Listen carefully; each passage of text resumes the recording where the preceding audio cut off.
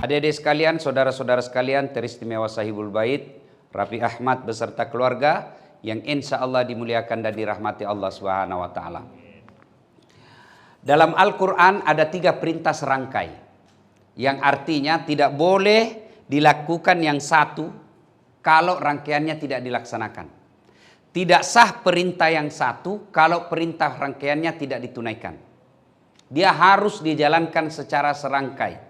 Apa itu? Yang pertama, atiullaha wa atiur rasul. Taatlah engkau kepada Allah dan juga taat kepada Rasulnya.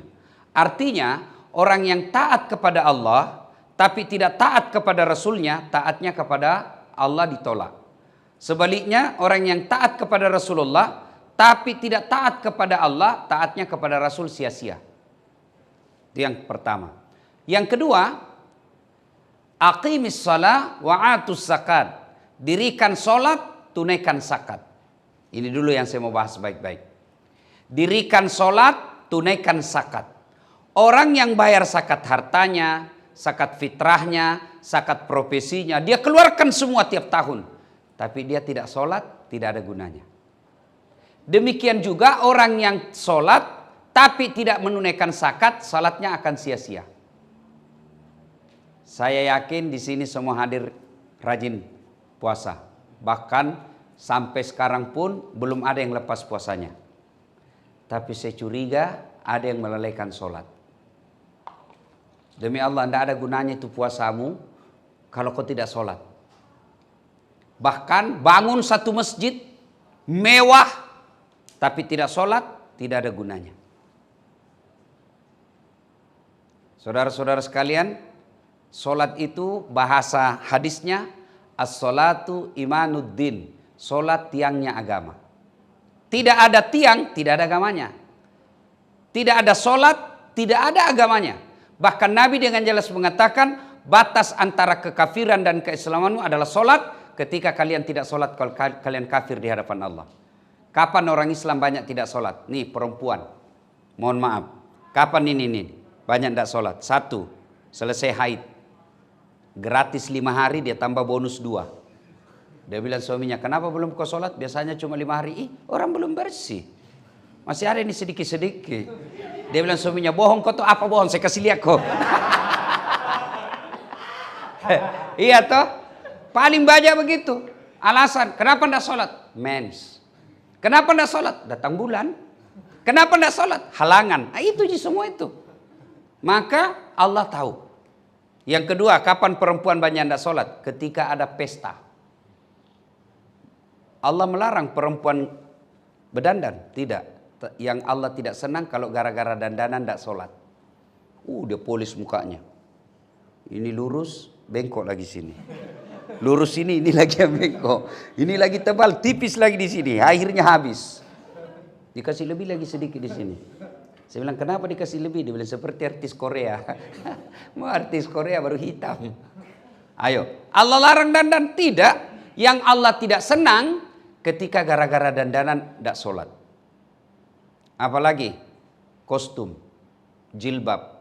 Saya ini alhamdulillah Allah takdirkan jadi penceramah. Keliling-keliling saya ceramah. Di Malaysia jilbabnya perempuan segitiga kasih peniti selesai. Brunei juga begitu. Filipina Selatan juga begitu. Saudi, Dubai 1 masuk selesai.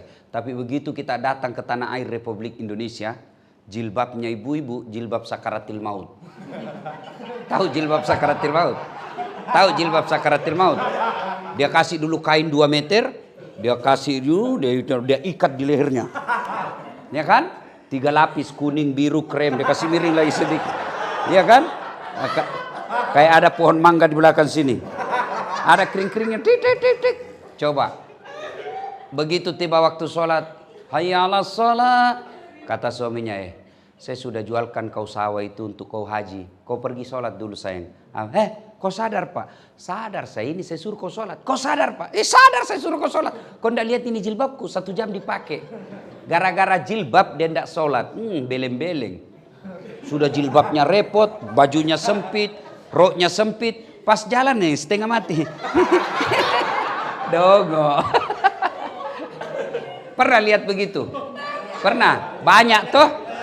Apa Allah larang? Tidak. Yang Allah larang kalian tidak sholat. Seorang istri dandan supaya suaminya bangga di sampingnya cantik. Itu ibadah. Menyenangkan hati suami. Tapi kalau gara-gara dandan tidak sholat, itulah yang Allah laknat. Kapan lagi orang Islam banyak tidak sholat? Nih, pecinta bola. Pertunjukan jam 3. Karena seri perpanjangan waktu. 2 kali 15 menit. Masih seri adu penalti. Begitu adu penalti azan subuh. Mana kau pilih? Sholat. Pencitraan. Sholat ketinggalan gol. Nonton ketinggalan sholat. Akhirnya apa? Dia jamak. Ambil sajadah sholat depan televisi. Begitu iklan baru dia sholat. Allahu Akbar, Allahu Akbar. Allah larang nonton? Tidak. Yang menjadi Allah tidak senang kita karena gara-gara nonton mengabaikan sholat. Ayo adik-adik nih yang cowok-cowok. Apa alasanmu tidak sholat? Kau bilanglah sama saya. Ku tangkis sih. Ayo. Apa alasanmu tidak sholat? Ayo. Tidak ada kecuali malas. Ustadz, saya baru sadar Ustadz. Seumur-umur saya tidak pernah belajar bacaan sholat. Wala ta'asu min rauhillah, kata Allah. Jangan kau putus asa. Solusinya apa Ustadz? Berjamaah di masjid. Asas salat jamaah, kalau imam sudah baca, semua boleh diam saja. Tidak ada bacaan, ini sudah amin saja kau baca. Waladhdallin, amin. Diam lagi. Sah. Bagaimana tahiyatnya? Imam yang wakili. Bacaan duduk di antara dua sujud, imam yang wakili. Itulah enaknya berjamaah. Ustadz, saya sibuk. Ada sih saya baca Ustadz, cuma sedikit. Kul-kul saja. Ya sudah, kul-kul saja kau baca. Rakaat pertama kul huwallah, rakaat kedua kul huwallah lagi. Dia ketawa bos, saya serius ini. Yang penting jangan baca yang repot-repot. Seperti Wattini.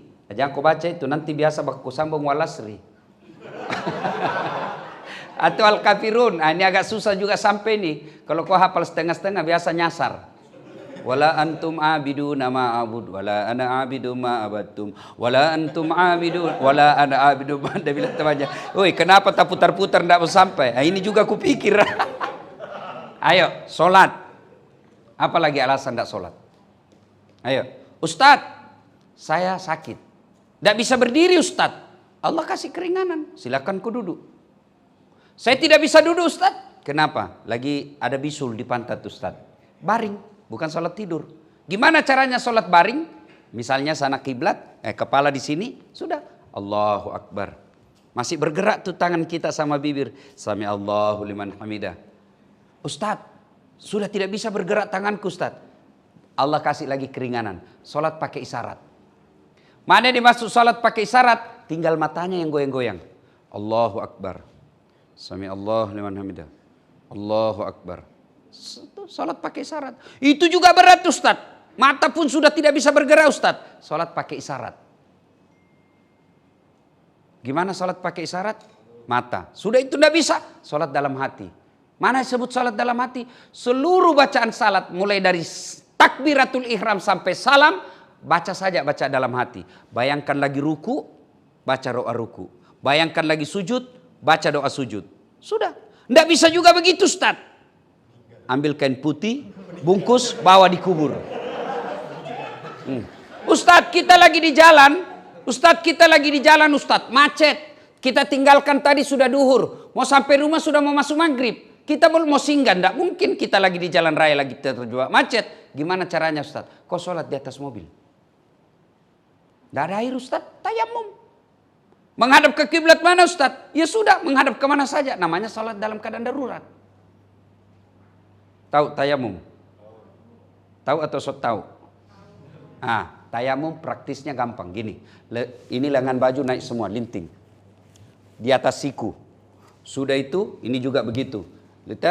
Letakkan telapak tangan di dinding mobil. Atau di sadel. Atau kalau dia di atas pesawat. Atau di dinding kalau di rumah sakit. Letakkan kedua-duanya. Sudah itu, usap wajah.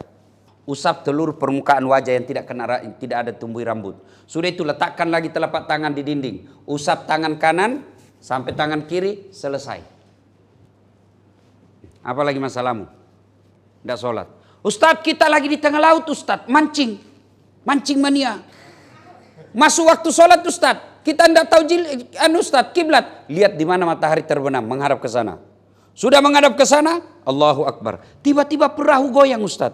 Ya sudah, kok tidak usah juga goyang-goyang begini. Tidak. Apa lagi? Ayo. Tidak ada alasan tidak sholat. Apa lagi? Ustaz, gagah Ustaz. Ada kala kagak Nabi Yusuf. Kira-kira di sini Raffi Ahmad paling gagah. Toh? Tahu enggak gagahnya Nabi Yusuf? Itu Nabi Yusuf, Allah nguji tukang gosip waktu itu. Nabi Yusuf, ibu-ibu dikasih bawang dengan pisau yang tajam disuruh iris. Iris ini bawang-bawang. Sudah lagi ngiris bawang, tiba-tiba Nabi Yusuf disuruh lewat, ibarat Pragawati. Lewat Yusuf. Lewat Nabi Yusuf jalan. Ibu-ibu yang ngiris bawang ini, dia tidak sadari, dia iris tangannya karena terpesona melihat wajahnya Yusuf alaihissalam. Ada kira-kira begitu di sini. Mengalihkan perhatian sampai diiris tangan gara-gara cakepnya tidak dirasa. Jangankan iris bawang, bau ketek aja lewat kita rasa. Bagaimana gagahnya Nabi Yusuf. Tapi tetap sholat. Ustadz, kuat Ustadz, olahragawan. Ada kala Nabi Musa. Itu Nabi Musa alaihissalam, kalau dia kunci badannya, tembus bulu-bulu di badannya. Kalau dia kunci lagi badannya, tak lempar sengkoknya. Kalau dia berkelahi, belum sampai tinjunya sudah jatuh musuhnya. Tapi dia tetap sholat. Ustadz, saya sakit Ustadz. Ada kala sakitnya Nabi Ayub. Tapi beliau tetap sujud beribadah kepada Allah. Kita baru sariawan, tidak sholat. Kalau kau sariawan, salat sariawan kau.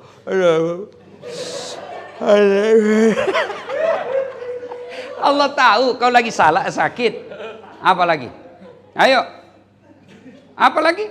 Ustadz, saya kaya Ustadz. Ada kala kayanya Nabi Sulaiman alaihissalam. Nabi Sulaiman 1 hektar perkerakan rumahnya. Barangkali ada artis yang 1 hektar perkerakan rumahnya. Tapi Ayub alaihissalam apa kerikilnya? Emas. Ada di sini kerikil rumahnya emas. Paling kalau orang Bugis di kampung saya, kalau dia kaya giginya dikasih emas. Paling kaya sudah itu, giginya dikasih emas. Sulaiman alaihissalam pekarangan rumahnya, kerikilnya emas. Tetap sujud beribadah kepada Allah. Tapi orang kaya sholat. Orang kaya tidak sholat. Selebriti tidak sholat. Pejabat tidak sholat. Orang masih maklum. Iyalah wajar dia tidak sholat, dia kaya. Terkenal satu Indonesia. Tinggi jabatannya, banyak duitnya. Paling tidak dia sudah dapat dunia. Sudah ada di dunia meskipun sengsara di akhirat. Tapi paling tidak dunia sih ada sudah dapat. Tapi ada juga sudah tidak terkenal. Jelek mukanya. Pengangguran. Bau ketek. Busuk mulutnya. Kuat makan. Dah sholat lagi. Dia bilang di kampungku. Kalau kau jadi tude. Na'udzubillah min zalik. Ya. Adik-adik sekalian. Tidak ada susahnya bagi Allah 5 tahun yang akan datang kasih kamu kendaraan yang kamu mau. Kecil buat Allah. Tidak ada susahnya bagi Allah kasih kamu rumah sesuai impian. Kecil buat Allah. Allah cuma mengatakan kun fayakun. Dan tidak ada susahnya bagi Allah bangkrutkan kalian. Tidak ada susahnya Allah bagi Allah hancurkan kamu miliki. Kecil buat Allah. Belajar dari sejarah-sejarah yang diceritakan Quran. Adik-adik bisa tidak tidur 2 hari tidak pernah bangun? Kalian tidur 2 hari 2 malam tidak pernah bangun? Bisa? Bisa? Tidak mungkin. Tapi kalau Allah yang mau, jangankan 2 hari, 309 tahun tidur tidak pernah bangun. Siapa? Ashabul Kahfi. Tidak masuk akal, tapi kalau Allah mau, jadi. Adik-adik akhwat. Bisa tidak hamil tidak pernah disentuh laki-laki? Ilmu kedokteran mengatakan tidak mungkin. Tapi kalau Allah yang mau, tidak ada susahnya buat Allah. Siti Maryam, wanita suci, tidak pernah disentuh laki-laki, melahirkan Isa alaihissalam. Tidak ada suaminya, lahir Isa alaihissalam, Siti Maryam. Cuma sekarang banyak juga cewek mau saingan Siti Maryam. Tidak ada suaminya, ada anaknya. Dongo.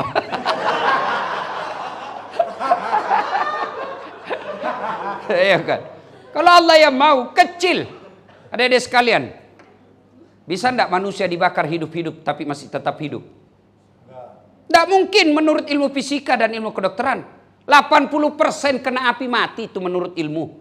Tapi kalau Allah yang mau, Ibrahim alaihissalam dibakar dalam api yang sangat besar, keluar kedinginan. Kalau Allah mau, kecil buat Allah. Gimana? Bagaimana saya bisa haji, Ustaz? Jangan pikir bagaimana kau bisa haji. Bagaimana saya bisa sembuh? Jangan pikir bagaimana bisa sembuh. Biarkan Allah yang cari caranya. Apa yang kalian pikirkan? Dekati Allah, pacari Allah. Gimana dekati Allah? Salah satu yang paling konkret, sholat. Tidak mungkin Allah sengsarakan hidupnya orang yang baik sholatnya. Itu Ustaz tidak pernah sholat, hidupnya mewah-mewah. Itu tidak pernah sholat, bagus dia punya dunia. Itu menurutmu. Tapi belum tentu kau tahu apa yang dialami dalam hatinya. Belum tentu kau tahu apa yang dinikmati dalam kehidupan sehari-harinya. Ada orang banyak duitnya, tapi Allah titipkan penyakit dalam hatinya, penyakit dalam dirinya, duitnya miliaran, dilarang makan nasi. Apa enaknya? Kita ini perut bugis, dilarang makan nasi. Biar makan saya ini perut bugis, biar kau kasih roti 2 baskom, ndak ketemu nasi, ndak goyang perut saya. Ini duit miliaran, dilarang makan nasi, dilarang makan gula, dilarang makan garam, dilarang makan daging, dilarang makan berlemak, semua dilarang. Apa aja bisa dimakan? Ubi rebus. Duitnya 10 miliar hanya bisa makan ubi rebus. Begitu dia ke dokter, apa kata dokter? Pak, selama Bapak ini jarang kena matahari, dari rumah ke kantor, mobil semua ber-AC, tidak pernah kena matahari. Mulai besok Bapak keliling di komplek, jogging ya, jangan pakai baju. Jangan pakai celana panjang Pak, celana pendek aja. Jangan pakai sendal, jangan pakai topi Pak, bungkus plastik tipis. Jalanlah dia tidak pakai sendal, tidak pakai baju. Apa bedanya sama gembel? Kalau Allah mau menghinakan manusia sekejap saja. Ada orang mobilnya harga miliaran, tapi tidak tenang di atas mobil. Baru 2 menit di atas, hati-hati, mati kita. Kiri. Apa? Itu sudah azab Allah. Ingat, ada bedanya nikmat dengan azab. Ada orang banyak duitnya menurut kita, tapi ada azab di dalamnya. Ketika apa? Ketika harta yang kita miliki tidak mendekatkan diri kepada Allah. Ini yang disebut dalam konsep kita istidraj. Ada orang banyak duitnya, tapi ibaratnya istidraj itu pancing. Tahu pancing deh? Pancing mania. Ujung kail itu apa isinya? Ujung kail, umpan. Itu umpan untuk nyenangin ikan atau tidak? Pancing, namanya dipancing. Kau makan, masuk pancing, masuk kail, trak. Begitu sudah masuk kail di mulutnya, ikan sudah bisa dibayangkan. Tarik naik ke daratan, sudah bisa dibayangkan nasibnya. Bisa dipepes, bisa dibakar, bisa dibanting. Begitulah orang yang diberi nikmat oleh Allah tapi tidak pandai mensyukurinya. Nah, salah satu ciri orang kufur tidak sholat. Adik-adik sekalian, tidak puasa tetap Islam. Tidak bayar zakat tetap Islam. Tidak haji padahal mampu tetap Islam. Tapi ketika tidak sholat, Al-Quran sudah jelas. Al-Fat 29. Muhammad Rasulullah. Walladzina ma'ahu asidda'ul al-kuffar ruhama'u bainahum tarahum ruk'an sujada yabtaguna fadlan minallahi wa ridwana. Tanda orang Islam itu kata Allah, ruk'an sujada. Kamu lihat mereka ruku dan sujud. Kenapa sholat penting? Karena sholat adalah puncak penghambaan kepada Allah. Artinya apa Ustaz? Adik-adik semua kan pernah umroh. Tawaf boleh sambil nyanyi? Labbaik Allahumma labbaik, labbaik la syarika lak labbaik. Boleh, tetap sah. Puasa, nunggu beduk maghrib sambil nyanyi, boleh. Bahkan boleh sambil dagang. Bagaimana kalau ngabuburit? Sah atau batal? Batal. Karena kamu ngabuburit sambil ngopi. Ya, saudara-saudara sekalian. Kemudian haji, tawaf, sa'i boleh dengan kegiatan lain. Bayar zakat sambil nyanyi boleh. Insaflah, wah Ustadz ini zakat saya. Wahai manusia, ini 2 orang saya. Bila diri boleh sambil nyanyi. Tapi sholat tidak boleh ada kegiatan lain kecuali menghamba kepada Allah. Tidak bisa kamu sholat Allahu Akbar, begadang jangan begadang. pasti batal sholat. Kenapa? Karena sholat tidak boleh ada kegiatan lain kecuali menghamba kepada Allah.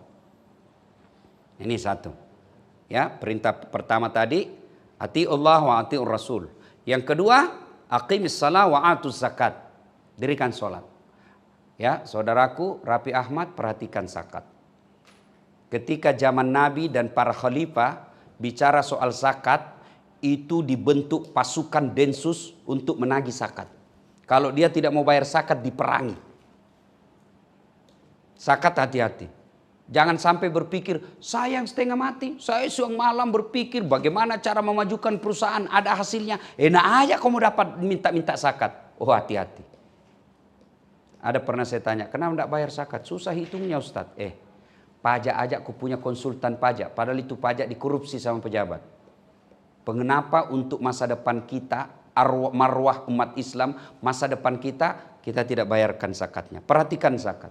Dan tidak ada orang bangkrut, penuh hidupnya musibah, bencana kalau dia rutin bayar zakatnya. Saya ilustrasikan hidup ini ibarat mendaki gunung. Kalau adik-adik mendaki gunung, senang enggak bawa beban-beban yang berat? Enak enggak kalau lagi mendaki gunung, lalu bawa beban yang banyak? Bisa? Enggak nyaman kan? Iya. Begitu juga hidup ini. Mendaki kan bagus. Ada koper saya. Ini dan lain sebagainya. Titip. Bawakan saya. Titip ini. Nanti saya ambil di atas. Siap, di mana kita titip? Yatim, piatu, fakir, miskin, mu'a'a, amil, mu'allab. Titip. Saya ambil di atas. COD namanya. Iya, jangan bawa sendiri, repot. Maka bayar zakat. Kalau orang tidak mau bayar zakat, maka itu akan mengotori hartanya. Adik-adik, saya kasih ilustrasi sederhana. Ini air putih, bersih, suci. Boleh minum? Boleh. Inilah penghasilan kita siang malam cari nafkah. Halal. Kita boleh minum. Tapi di dalam air ini ada haknya fakir miskin yang harus kita keluarkan. Itulah zakat harta. Kalau dia tidak dikeluarkan, ibaratnya, mohon maaf, adik-adik celupkan di toilet, kloset, ada air kan di situ? Tidak usah yang ada kuningnya, yang masih putih, sudah disiram itu yang kuning, keluar. Tiba-tiba adik-adik masukkan celupkan tangan di kloset itu, ambil angkat, lalu teteskan 1 tetes saja, tidak usah 5 tetes, 1 tetes saja masuk dalam air yang suci ini, masih mau minum? Tidak. Begitulah harta yang tidak ditunaikan zakatnya. Dia mengotori. Akhirnya apa? Harta kita kasih anak kepala batu. Kasih istri suka ngomel. Kasih istri itu duit, istri lebih hebat pengawasannya daripada Satpol PP. Ada juga itu istri begitu. La haula wala quwata illa. Baru pulang HP dipenuh. Kita kalau jalan tinggal di rumah dibilang malas. Baru 1 jam dia nelpon. Di mana kau? Di kantor. Di mana? Video call. Astagfirullah. Ada juga begitu ya. Akhirnya ya kita bohong-bohonglah sedikit. Tidak ada orang jago di depan istri. Hancur semua kita, bos. Biar ustad. Bukan kita tidak mau ribut, tapi bukan takut sama istri. Tidak mau ribut kita. Dan itu istri ahli sejarah. 1 kali aja kita pelanggaran, dia ingatnya terus itu.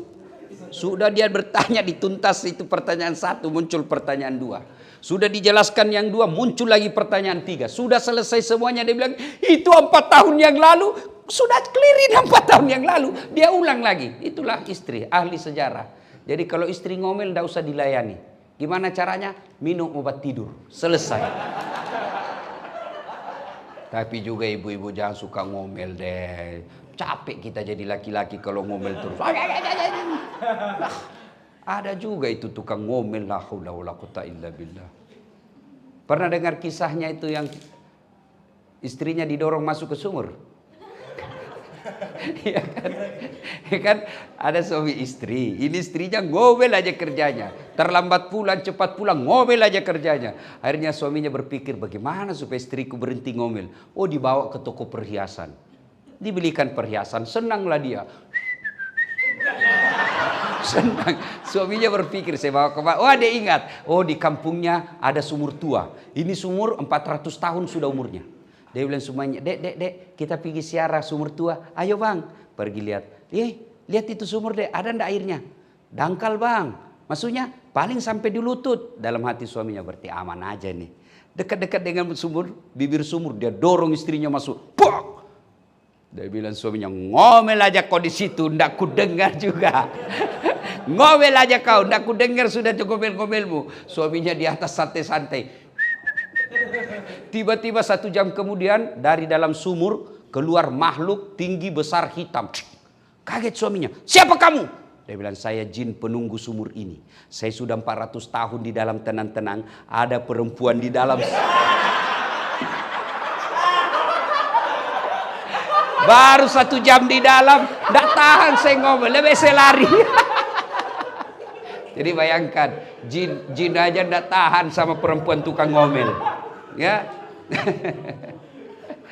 Nah itu kalau istri kita diberikan duit yang tidak bersih dari cara zakat, biasanya susah nasihatinya. Begitu juga suami, susah nasihatinya, bohong aja kerjanya. Maka tolak bala, sedekah dan zakat. Ibu-ibu baik yang hadir maupun yang menyaksikan, kalau suamimu kau curigai macam-macam, jangan curhat di medsos. Medsos tidak menjadikan masalah. Ada ibu-ibu memang cepat sekali curhat di medsos. Tak kusangka kau begitu. Fred. Di mana di kau? Kau minta nasihat sama temanmu. Bohong itu. Saudara aja belum tentu niatnya baik. Siapa yang dorong Nabi Yusuf masuk ke sumur? Saudaranya. Masa si Ustadz itu paman saya. Masa dia mau ceritain saya? Siapa Abu Lahab? Pamannya Nabi. Masa dia cerita Ustadz? Itu masih sepupu sama saya. Siapa Abu Sofyan? Sepupunya Nabi. Jadi ada masalah, jangan curhat sama manusia. Lebih perbaiki sholat, minta dalam sholat hajat. Selesai sholat hajat berdoa. Ya Allah, Engkau Zat Maha Pelindung. Lindungi suami saya dari perempuan jahat. Saya tidak bisa menjaganya 24 jam. Tapi Engkau Maha melindungi. Lalu kau niat, ya Allah ada duitku 5 juta. Saya bawa besok ke panti asuhan. Tolak bala. Mudah-mudahan 5 juta ini suamiku terhindar dari wanita jahat. Bismillah. Cuma jadi masalah kalau suaminya juga bangun sholat hajat. Dia berdoa juga, ya Allah, saya capek sudah hadapi istri saya. Ngomel aja kerjanya ya Allah. Ini ada duitku 5 juta ya Allah. Tolak bala. Mudah-mudahan 5 juta ini suami istriku ikhlas saya kawin lagi. Bingung malaikat. Yang mana dikabulkan ini? Sedekah, zakat, sedekah, perintah serangkai dengan sholat. Yang ketiga perintah serangkai. Aniskurli wali walidaika. Bersyukur engkau kepada Allah, tapi jangan lupa berbuat baik pula kepada kedua orang tuamu. Ini yang mulai pudar di antara kita. Adik-adik remaja, mohon maaf. Kadangkala kita cowok lebih hormat sama cewek daripada sama ibunya. Yang cewek lebih hormat sama cowoknya daripada sama bapaknya. Mau bukti kalian lebih sopan sama cowok daripada orang tua? Wallpapermu beda, siapa foto di situ? Nah, coba orang tua kita. Biasanya wallpapernya siapa? Siapa? Anaknya itu? Kamu? Bapakmu? Saya lagi mengajar ujian final test di kampus. Saya dosen komunikasi Unhas. Adik-adik jangan simpan handphone di depan. Jangan pegang handphone. Handphone simpan sudut kanan meja. Simpan semua. Saya jalan mengawas. Tiba-tiba ada saya lihat foto cowok. Cakep betul putih. Saya lihat cowoknya, ceweknya enggak. Artinya enggak seimbang ya kan.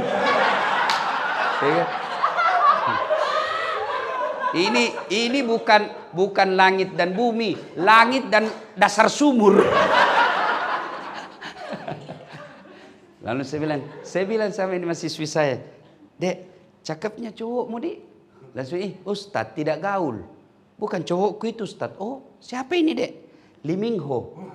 Siapa Lee Min Ho? Artis Korea. Oh artis ini. Dia kenal kau Dek? Enggak. Pernah kau dikirimi pulsa? Enggak. Pernah kau dibiskol? Enggak. Dongo ini. Hapus itu. Untuk apa kau simpan sih? Hapus. Pasang fotonya bapakmu. Bapakmu yang sekolahkan kamu. Bapakmu yang antar jemput kamu. Hapus itu. Ganti fotonya bapakmu. Emosi saya. Dia bilang, tunggu dulu Pak Ustaz. Dia carilah fotonya bapaknya. Dia bilang, oh sudah kuhapus Ustaz. Dek, tidak ada kejayaan dan kebahagiaan bagi mereka yang durhaka kepada orang tuanya. Percaya itu. Enggak mungkin. Ridallah fi ridal walidain, suktillah fi suktil walidain. Ingat kisahnya Jurais, pemuda yang taat sekali beribadah. Dihukum oleh Allah hanya karena apa? Lagi sholat sunnah. Sholat sunnah. Dipanggil ibunya tidak menjawab, dihukum oleh Allah, dipermalukan satu kampung. Lagi sholat. Sholat sunnah, hukumnya. Sholat sunnah, hukumnya sunnah. Menjawab panggilan ibu, hukumnya wajib. Maka adik-adik sekalian, kalau kau dipanggil ibumu sementara sholat, tetap wajib kau jawab panggilannya. Banyak kejadian-kejadian yang memberikan pelajaran buat kita. Allah muliakan anak yang memuliakan orang tuanya, dan Allah menghinakan anak yang menghina dan tidak berbuat baik sama orang tuanya. Ingat kisahnya Salman Al-Farisi. Lagi tawaf, di belakangnya ada Nabi. Tawaf kan kelihatan pundak. Nabi penasaran, kenapa ini pundaknya Al-Salman kayak disiram air panas. Selesai tawaf dipanggil, Tal, sini dulu Salman, kenapa itu pundakmu? Ya Rasulullah, saya baru saja menghajikan ibu saya. Saya kan orang miskin, ibu saya mau haji. Saya tidak punya budak, tidak punya kereta, tidak punya kuda, tidak punya onta. Saya pikul itu, kasihan mamaku. Dari pundak saya, bayangkan. Madinah ke Mekah kurang lebih 500 km. Dia pikul ibunya. Nanti dia lepas, makan, minum, dan sholat. Selebihnya ada di pundak saya. Maka melepuh, saya punya pundak ya Rasul. Lalu Salman bertanya, ya Rasulullah, kira-kira kebaikanku ini sudah membalas kebaikan ibuku kepadaku? Nabi lalu menjawab, Salman, kau sudah termasuk anak yang soleh, tapi demi Allah kau belum bisa membalas kebaikan ibumu.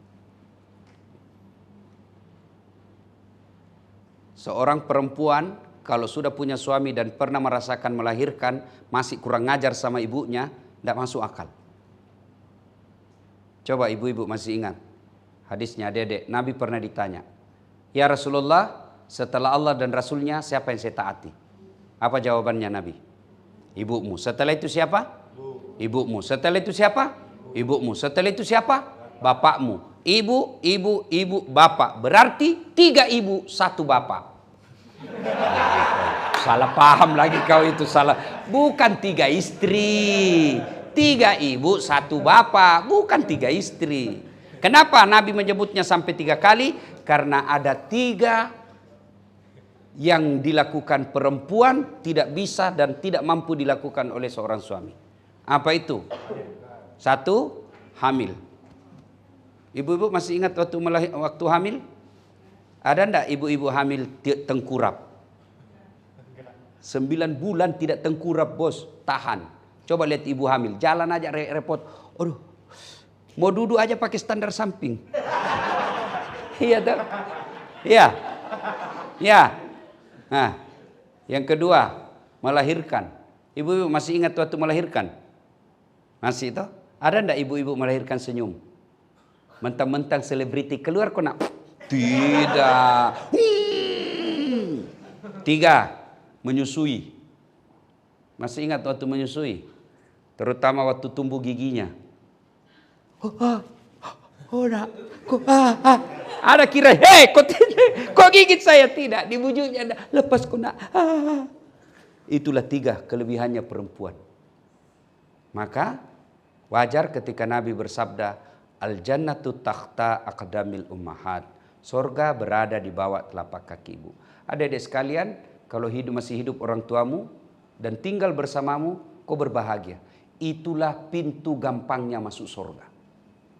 Biar hitam jidatmu Senin Kamis kau puasa tadarus tiap hari, tahajud tiap malam, tapi kau meneteskan air mata ibumu, kata Nabi, jangankan masuk surga, baunya surga diharamkan bagimu.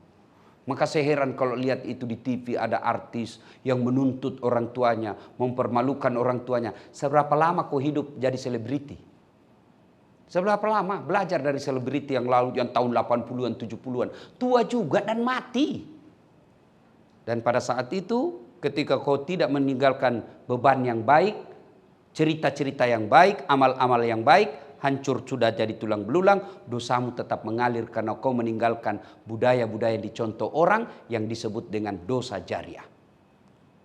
Auzubillah min zalik. Nah, ini saja Dede sekalian yang kita sampaikan pada taklim kita kali ini. Kesimpulannya, yuk jaga sholat, muliakan orang tua, ada harta, berzakat dan bersedekahlah. Demikian, lebih dan kurangnya mohon dimaafkan. Assalamualaikum warahmatullahi wabarakatuh.